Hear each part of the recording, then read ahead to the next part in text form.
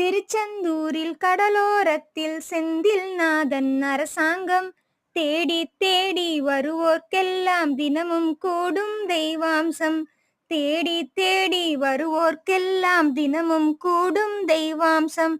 அசுரரை வென்ற இடம் அது தேவரை காத்த இடம். அசுரரை வென்ற இடம் அது தேவரை காத்த இடம். ஆவினி மாசியிலும் வரும் ஐப்பசி திங்களிலும் அன்பர் திருநாள் காணுமிடம். அன்பர் திருநாள் காணுமிடம். திருச்செந்தூரில் கடலோரத்தில் செந்தில் நாதன் அரசாங்கம். தேடி தேடி வருவோர்க்கெல்லாம் தினமும் கூடும் தெய்வாம்சம்.